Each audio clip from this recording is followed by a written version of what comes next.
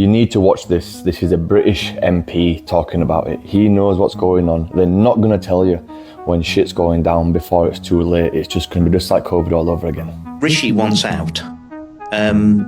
We are actually at war with Russia now. You see, I've been banging on about this for a while now, man. You need to get prepared. I told you this will come in. Yeah, right. Listen to what he says next. They not just haven't told you. I've told you. So say that again? We're actually at war with Russia now.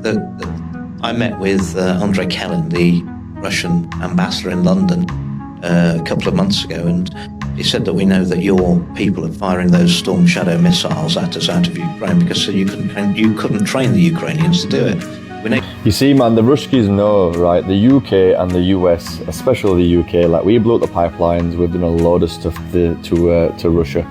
The Ruskies know that it's us. They just can't definitively prove it, so they can't do nothing about it. But it's getting real close. You're doing it, and I mean, everybody knows that there are lots of US, UK, French. The French are in there. I thought it was the Brits were down on the ground and special advisors. Yeah. Training sessions and teaching them and showing them. Isn't that how? But they were apparently, that's how we started with the Vietnam War. Vietnam War, yeah. Dude, what the frack are we doing poking the bear? You see, man, there's been lots of conflicts around the world where we basically go in, we have a little tickle, we start getting involved, and then before you know it, man, boots are on the ground, it's full scale, like Iraq, Afghanistan, Vietnam, like, and they're just doing it again with Russia, like, they're just taking the piss now. That's really stupid. They're determined to get us into a war with Russia, and thank God we've got someone in Putin who at least has got some brains. Now you sound like a Putin lover. Well, I'm not. I think. And this is the thing, man, a lot of people out there, as soon as you defend Putin in any way, shape or form, they're like, oh, you're for Russia, you're this, you're that, blah, blah, blah, blah. No, I just don't want a nuclear fucking annihilation. Like there's no doubts about it. The West, NATO, are the ones provoking Russia. We're the ones that are basically going in, supplying weapons that go further and further into Russian territory. And then Russia then has got to push Ukraine further and further back. And then we turn around and we're like, oh, look, he's advancing in Ukraine, he's coming towards NATO, so we need to attack him now. No, if we had never sent long-range weapons in the first place, it'd have never come to this. I'm not convinced any of them are any good. But at the end of the day, if you look at the facts, since 91, we've moved NATO 1,000 miles nearer to Moscow. They haven't moved nearer to us. No, they haven't. And if you think about what we were trying to do, the EU wanted to bring in Ukraine for whatever reason, and NATO wanted it, and they'd have put missiles on the border of Russia. And to add to that, Russia has asked on multiple occasions to join NATO, and NATO have always said no. So you can't argue with the guy. He showed restraint. If Russia was doing anything that we're doing to them, to us, we'd have nuked them by now. I'm telling you now, we're destroying oil refineries, we're going after like critical infrastructure, long-range ICBM detection, and we're blowing them up with everything, man. And Putin's still not doing anything. Now he probably knows, if he does go nuclear, probably tactical nuclear weapon on the battlefield, then it's not going to be good. That's why he's showing so much restraint, but still. Well, I mean, what did America do when the old Soviet Union tried to put missiles in Cuba 90 miles off the Florida coast? Yeah, exactly. They weren't having it, were they? No. And if you look back, the Russians have told us for long enough, Ukraine's got to remain neutral. We're not going to let it get them. They've told us this. Okay. So after the Cold War and all the Cuban Missile Crisis and all that nonsense, right? The Soviet Union was agreed to be dissolved into separate countries, but there was supposed to be a neutral buffer zone between Russia and NATO. And over the years, the neutral countries have been becoming blue. Yeah, NATO has been basically adding them all. Ukraine was one of the last straws because it's got key points to like ports in the Black Sea and stuff like that.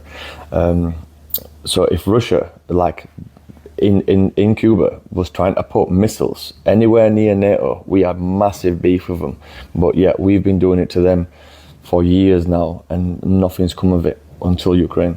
For a very long time. So hold on a second. You said Rishi wants out, and then Rishi doesn't want to be Rishi's told the generals he doesn't want to be a wartime prime minister. And now this little rat Rishi basically has got us into this mess, and just before it's all about to kick off, he wants out. Honestly, man, like.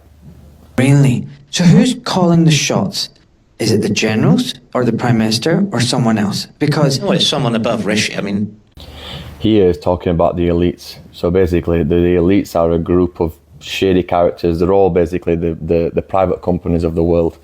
And they all meet every year in Davos, right? The World Economic Forum. And they are basically just orchestrate world events.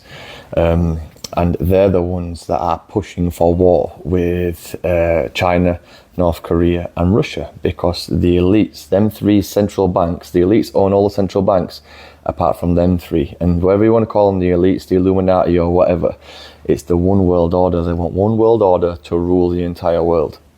this is you the don't, thing. you don't really think that Rishi and Starmer, I mean, the whole thing's a pantomime in Parliament. So I keep saying. It's a pantomime. So I keep saying. Oh, no, it's not. Oh, yes, it is. Yeah, I it keep is. saying that our political system, we have this illusion of Broken. democracy. It's BS. It's You see, and this is how the elites maintain power. If they just came out and told you, look, I'm ruling the world, then you get called a communist, yeah, like Russia does and like China does, right? You know, it's a communist country. You get told what to do from top down. But we in the West, we get led to believe, look, you've got a choice. You've got democracy. You can choose this one or this one. But really, if someone is above the government, like the king, for example, which I think basically is pulling a lot more strings than what anyone even knows, because or else why do we even still have them? And King Charles is one of the leaders of the World Economic Forum. That enables continuity of the plan. And then the peasants, which are us, basically, we get to believe, oh, look, there's nothing wrong because we keep having to choose. But no matter what we choose, nothing changes because it's all just a game. It's all part of the plan. It's the illusion of democracy. We've got no choice in the matter. No matter who you choose, it's going to make no difference. The plan will still be the plan. the uni-party system, Yes. and they're puppets, and they're people pulling the Yeah, strings. the next- Is that what's happening? That's what's happening. And the next general election, I now realise, and I was beguiled by it for years. I mean, I've won 4 elections as a Conservative. The next election is none of them. They haven't been, it's not a race between the blue and the red team to see who crosses the finishing line. This is a baton handover. They're either going to sack this guy, yeah, or he's going to be a paedophile, or they're going to kill him. He's going to turn up in a suitcase somewhere. So I'm telling you, because he's exposing them all. Suitcase gang. All the big issues, net zero, COVID response, the WHO, the trans agenda. Who's pushing it then? Who's pushing it? Who's pulling the levers? It's Agenda 2030. It's the World Economic Forum, the 0.1% of the richest people in the world. The global. And he said it. The World Economic Forum, 0.1% of population, richest people in the world. The Rothschilds, big companies, pharmaceuticals, oil, gas. You think of any company, multi-billion-dollar company, yeah. This is who we're talking about. And these are all the people who still have a boss. So all these big companies have a boss, and their boss are the Illuminati, the top 0.1%, the richest companies. You're talking about trillions of dollars of assets under management, your BlackRocks, your Vanguards. And that's if even that is the very top. Nah. Who do you think when America is borrowing all this money off, who do they go cap in hand to? Because whoever that is the person that's pulling the strings. The globalists, yeah.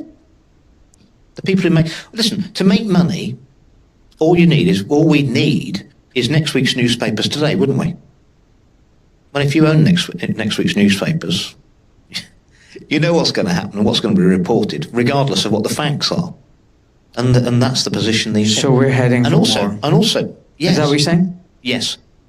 Well, we're actually already in it. They're not going to tell the people probably till July or August. Of course they're not going to tell you, because it'll cause mass hysteria, rioting and looting everywhere, and they want to maintain some kind of a civilized society right up until the point when they lock you down. Just like COVID. They didn't tell you about COVID. They didn't let you in and say, look, this is going to be bad. They told us it was going to be all right up until they were ready, and then they brought in the lockdowns, then they brought in the restrictions, then they brought in all the measures.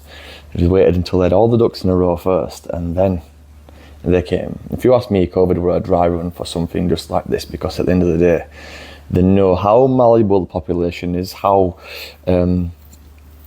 weak and controllable you all are, or we all are. even though I didn't do nothing like that, but still, it's not going to be good. Maybe a bit later. And I think Rishi wants out. But hold on one second. I mean, if we go to war with Russia, we're talking about potentially nuclear war. I know. Do they understand what they're playing with Well, here? we have a nuclear... We're not playing with fire. I know, and it goes against all our defence thinking. But even we have nuclear weapons, so that no one would do that to us. So why would we do it to someone who's got 20 times more nuclear, 30 times more nuclear weapons than we've got? And not just that. Because it's not just the UK, it's basically the entirety of the elite or the West against Russia. That's why they've got such big balls of it, because it's not just the UK fighting Russia, it's going to be the entire weight of the elite coming down on Russia, and Putin knows this. Air defence capability, the S-500, I mean, Yes. it's a million times better than what we've got. We've got nothing compared to that. We've got nothing that can stop any of their... What is it? We've got Arrow or something? I mean, that can't do jack shit with their hypersonic missiles. I've seen a report that we just do not have any defence for the UK against the Russian arsenal. Because you know they've got... Now, I do believe that the UK and the West has got some tech which basically we don't even know of, because no one even knew about Dragonfire laser or whatever it's called until only a couple of months ago. So I do think we've got tech that they don't know. Well, we don't know about, they know about, but Putin kind of knows about. That's why he's just kind of just sitting back and just seeing, because you've got to get him to show the hand, you know. The longer Putin waits and the more he pushes the boundaries to a certain degree, the more NATO is going to expose the kind of tech that he's got, or that we've got, so that he can defend against it. hypersonic missile. Yeah. We've got nothing against that. Nothing against that. Well, if you're still here, thanks for watching all the way through, but you need to start prepping. You need to start, because I don't think it's going to go full-blown like Mad Max Fallout 3 nuclear, but there's definitely going to be disruptions to main power, critical infrastructure, and basically your normal way of life. Like food's going to stop, things like that, which is why you need to be prepping. You need to have food in storage, water in storage, and then you need to learn how to purify your own water. You need to learn how to cook without gas. You need to learn to live without electricity. I mean, Sunak's already come out and said the UK needs to prepare for 3 days. It's going to be longer than 3 days. You need skills that are renewable. You need to be able to, like say, filter your own water, take dirty water and be able to filter it. Because I don't think nuclear fallout is going to be flying everywhere, but there is a very high likelihood that some kind of cyber attack is going to take out power grids. EMP is going off. I mean, they've already tried to EMP fucking Iran. Israel did, but was it Pablo Escobar? He blew the whistle on that. So it's very close to basically lights out, good night.